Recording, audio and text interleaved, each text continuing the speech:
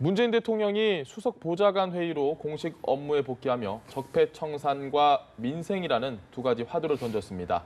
바른정당 내 자강파 유승민 의원이 통합파 김무성 의원과 국민의당 안철수 대표를 연달아 만나 그 배경이 주목됩니다. 두 분 모시고 이야기 나눠보도록 하겠습니다. 최민희 전 더불어민주당 의원 그리고 김용남 전 새누리당 의원 자리에 나와 계십니다. 안녕하십니까? 네, 안녕하세요. 네, 안녕하세요. 네. 최 의원님 일단 긴 연휴가 끝나고 이제 네. 우리 문재인 대통령도 업무에 복귀를 했습니다.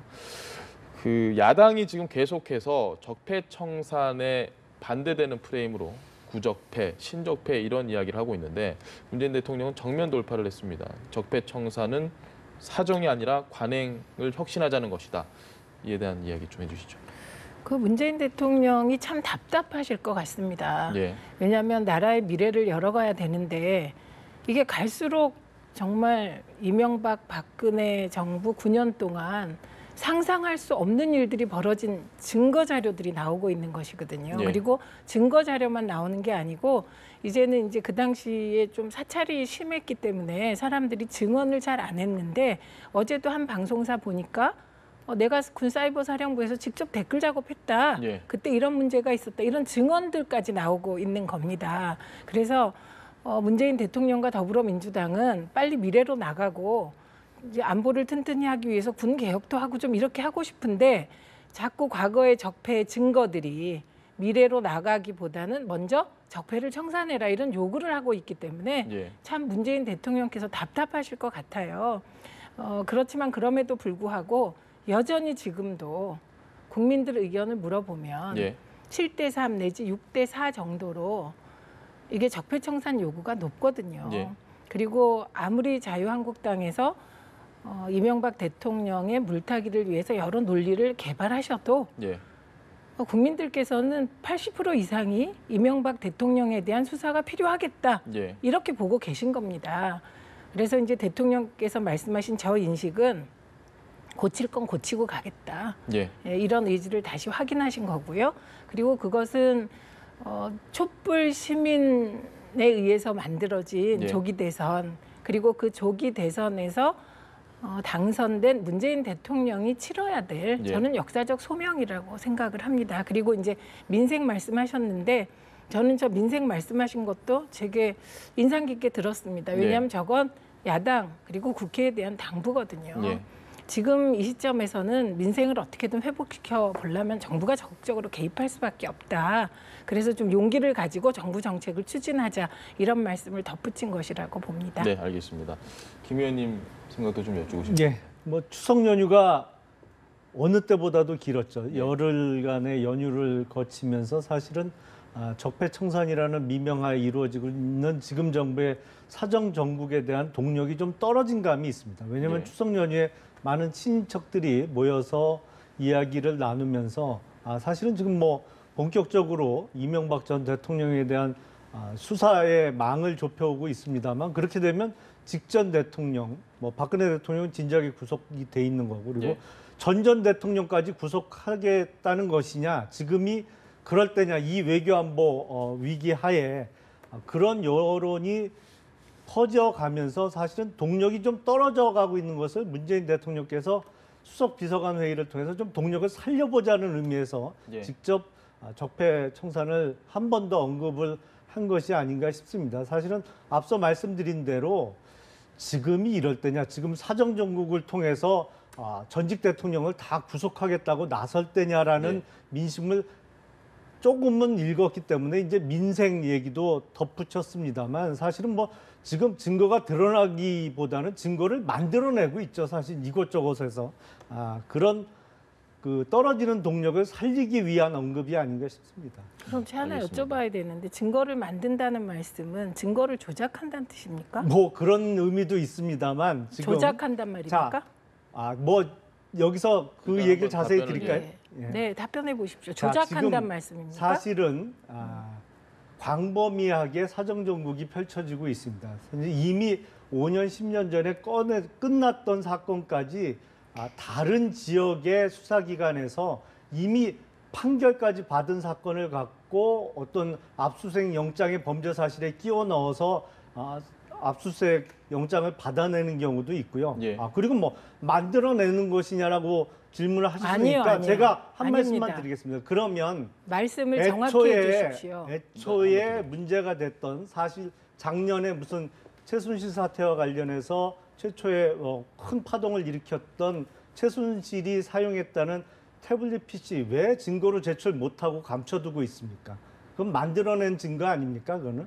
지금 무슨 말씀을 하십니까? 일단- 지금 그렇게 허위 사실을 방송에서 아니 말씀하시면 누구한테 허위 사실을 큰일입니다. 지금 제가 잠시만요. 여쭤본 것은 예, 한번 증거가 나오는 게 아니고 만들어지고 있다고 말씀을 하셨기 때문에 만들어졌다는 게 무슨 뜻이냐, 조작하고 있다는 말이냐, 이렇게 물었습니다. 그랬더니 조작하고 있는 것도 포함된다 이렇게 말씀을 하시니까 조작된 증거가 뭐가 있나 얘기해 보시라는 겁니다. 제 말씀은. 제가 말씀을 드렸잖아요. 아니 사실은 조작된 증거가 뭡니까?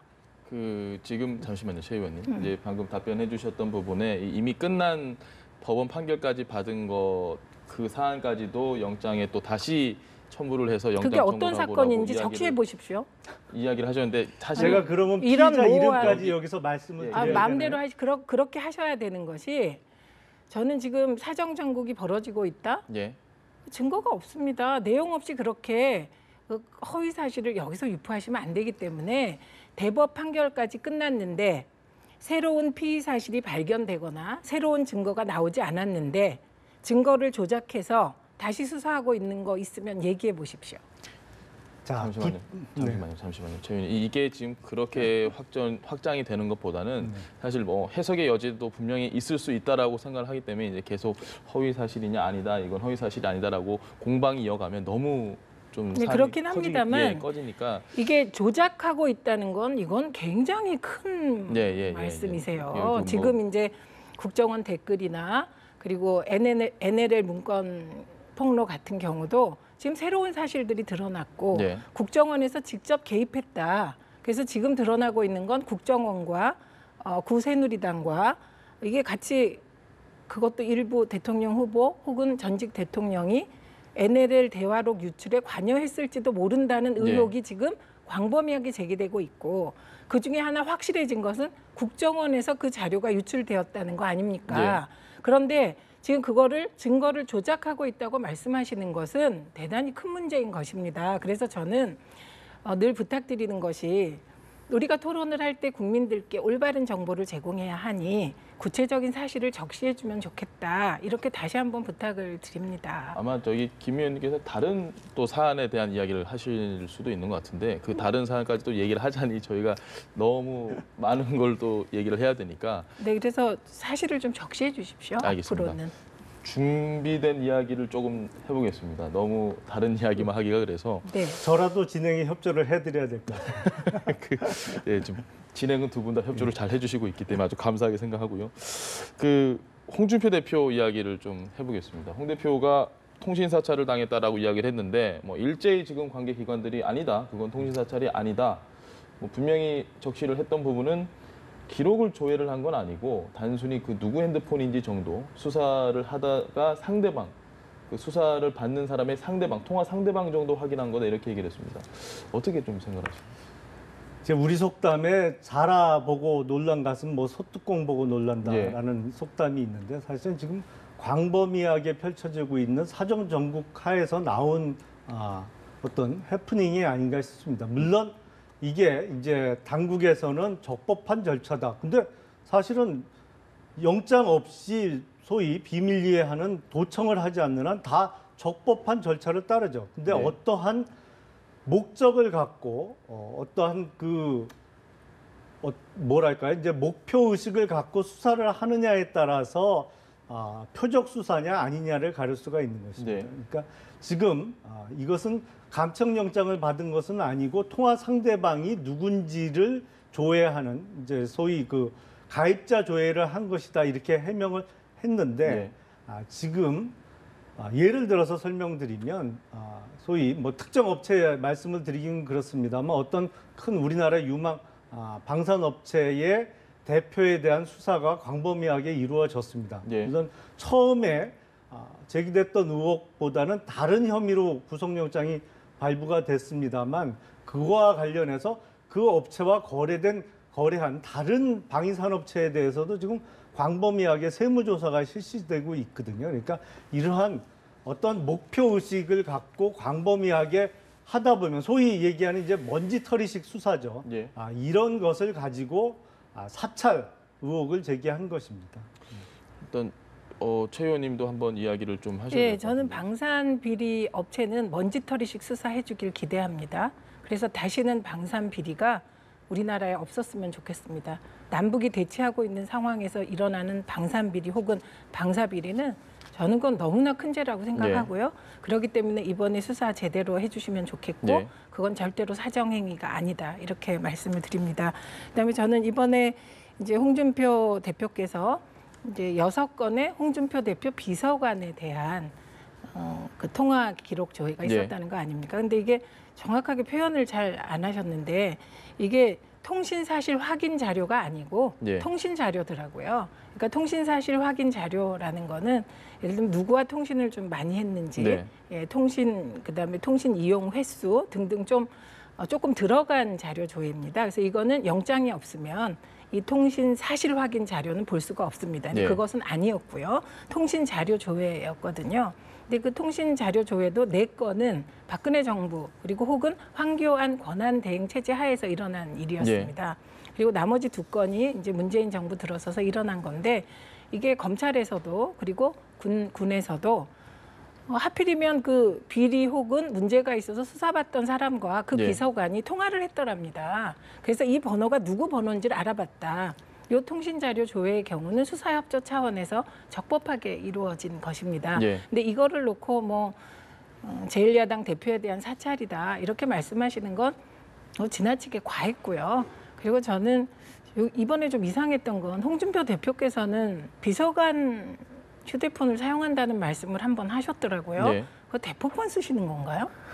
네, 그래서 저는 제1야당 대표를 만약에 문재인 정부가 진짜 사찰했다면 그건 큰일이죠. 예. 그런데 그런 일이 전혀 사실이 아니라는 점을 분명히 말씀드리고 이번에 저는 국회에 대해서 주문할 게 있습니다. 예. 이게 통신 사실 확인 자료는 영장이 있어야만 발부받을 수가 있어요. 예. 그런데 통신 자료의 경우는 간단한 이용자의 성함, 그다음에 주민등록번호, 뭐 이런 신상 자료라서 수사협조 차원에서 자율적으로 통신사가 응하게 되어 있습니다. 네. 근데 여기서 늘 논란이 벌어져요. 그래서 이번에 국회에서 좀 이 전기통신사업법에 해당하는 통신 자료 조회의 경우도 조금 엄격하게 하는 방안을 국회에서 마련하시면 어떨까 이렇게 생각이 알겠습니다. 듭니다. 한 말씀만 드리면 예, 이제 예. 방산 비리에 관한 수사야 뭐 철저히 하는 거야 뭐 네. 당연한 일인데 근데 방산 비리 수사 결과로 인해서 업체 사장을 구속 기소하고 그 결론은 문재인 대통령의 대선 캠프에서 일했던 사람을 그 사장으로 앉히는 보훈 인사로 결론이 난다는 게 문제가 아닌가 싶습니다. 그럼 지금 그 얘기 더 할까요? 아니요. 주제에 일단 빗나간 한국 얘기인데. 항공우주산업에 대한 이야기는 저희가 조금 잠시 다음에 아니 하든. 제가요 지금 예. 인사 문제 말씀하셔서 말씀하는데 예를 들면 카이 같은 경우요 청와대 전 수석께서 예. 그 친인척을 내려보내고 이런 거 아닙니까? 그래서 인사 문제를 얘기하셔도 사실은 1시간 얘기해도 저는 끝없이 이명박 박근혜 정부의 인사 적폐를 얘기할 수 아니 있습니다. 그래서 이제 이게 전임 이제 사장 구속하고 왜 확전을 결론을 할 건지. 잠깐만요. 아니 왜 제가 말하고 있기 방위산업의 때문에. 방자도 모르는 분이 그곳 사장으로 가는 게 결론이냐는 말씀입니다. 제 아니 그래서요 말씀은. 그것도 그 성함을 적시해서 한번 얘기해 보십시오. 아니 김정은 네. 사장이 갔잖아요. 그 방위산업하고는 전혀 상관이 없는 이력을 가진 분이고 지난번 대선 캠프에서 문재인 당시 후보를 도왔던 것도 사실 아닙니까? 근데 그 분이 방위산업 군 출신도 아니고 방위산업에는 한 번도 어떠한 경험도 없는 분이 하필 방산비리 수사 끝의 결론에 빈 사장 자리에 대선 캠프에 공신이 갔다는 게 문제라는 말씀을 드리는 겁니다. 지금 뭘 잘못 알고 계신데요. 이 방위산업업체 사장들이 군 출신이나 이런 분이 간 경우도 있지만 안 간 경우도 많이 있습니다. 하필 근데 대선 공신이 간 거죠. 심지어 삼성에서 오래 일하던 분들이 카이에 가서 일한 경우도 많이 있습니다. 그러니까 그거는 제가 왜 이 자리에서 하시려면 조목조목 해보자 이렇게 말씀드리냐면 이 케이스 바이 케이스 다 다르고요.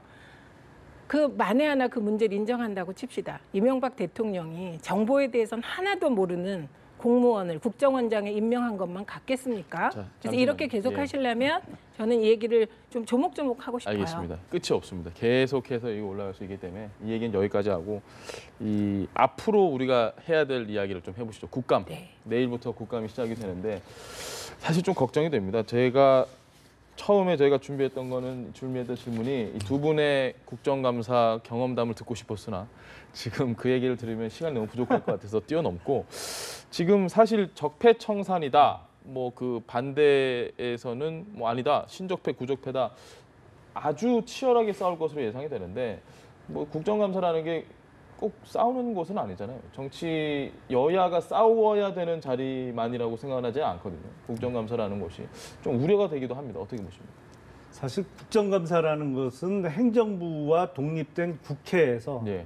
사실은 여야의 뭐 입장 차이가 조금은 있을 수 있습니다만 입법부로서 행정부를 견제하는 기능을 해야 되는 것이거든요. 그러니까 여당이라고 해서 무조건 정부를 감싸는 것이 아니고 예. 행정부의 잘못된 뭐 어떤 행정 행위라든지 어떤 정책 방향에 대해서 문제점을 지적하고 수정을 요구하고 그래서 이제 좋은 결과를 이끌어낼 수 있는 기회인데 우리는 뭐 언제부터인지는 모르겠습니다만 여당은 정부를 좀 막아서고 예. 이제 방어를 해주고 야당은 공격하는 이런 식의 국정감사가 뭐 그동안 한 20여 년 동안 계속됐던 것이 아닌가 싶습니다. 알겠습니다. 예, 국감은 국회의 꽃이죠. 그리고 특히 야당 의원들에게는 아주 좋은 기회라고 예. 생각을 합니다. 근데 꽃이 필 때 좋은 일만 있는 게 아니잖아요. 예. 꽃이 필 때 바람도 불고 비도 오고 뭐 그런 거 다 이겨내고 아름다운 꽃을 피우듯이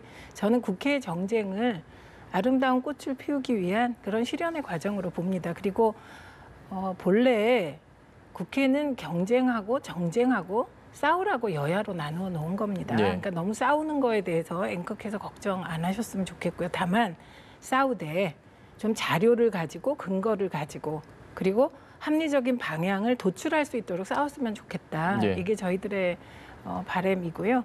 그리고 저희들 국감할 때 보면 정말 자료 치열하게 봅니다. 제 경우는 저희 수석 보좌관이 저하고 3년 일하고 내경색이 왔습니다. 너무 일을 많이 얼마나 해요. 열심히. 네, 그래서 제가 지금도 미안한 생각을 하는데요. 예. 우리 수석 보좌관뿐만 아니고 정말 많은 의원님들과 보좌관들이 국감 때 되면 정말 밤잠 안 자고 일하시거든요. 예. 그래서 가끔은 그런 것은 칭찬도 좀 해주면 좋겠다 싶어요.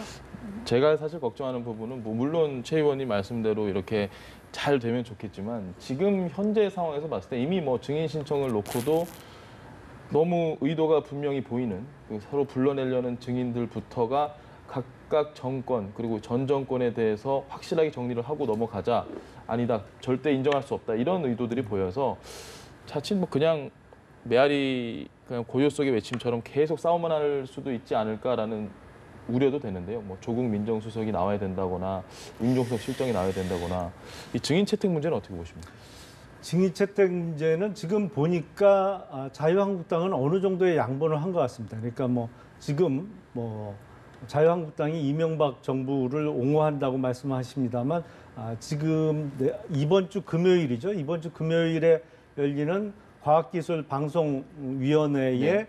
증인으로 최시중 방송위원장하고 원세훈 전 국정원장이 증인 채택이 됐거든요. 그러니까 그거는 이제 자유한국당 측 야당 간사도 합의를 해준 것이죠. 네. 그러니까 지난 정권과 관련해서 민주당 쪽에서 제기하는 문제와 관련해서 이제 국감 증인 채택이 많이 됐습니다. 그래서 자유한국당의 입장에서는 지금 현 정부에서 벌어지고 있는 어떤 인사 파탄 문제라든지 네. 아니면 외교안보 관련된 문제와 관련해서 지금 청와대의 핵심 수석도 증인으로 소환해야 된다는 입장이고 이거와 관련해서는 사실 뭐 국감 증인도 여야 간에 서로 간의 양보와 타협을 통해서 합의를 도출할 수밖에 없거든요. 그래서 네. 이 부분도 민주당에서는 어느 정도 화답을 해주셔야 되지 않나 싶습니다. 알겠습니다. 근데 뭐 조국 수석이 필요하다면 나올 수 있는 거죠. 네. 저는 뭐 얼마든지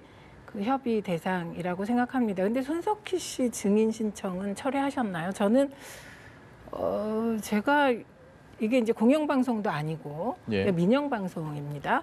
그리고 그 손석희 씨 증인 신청에 대해서는 이건 명백한 방송 탄압이라고 느꼈습니다. 예.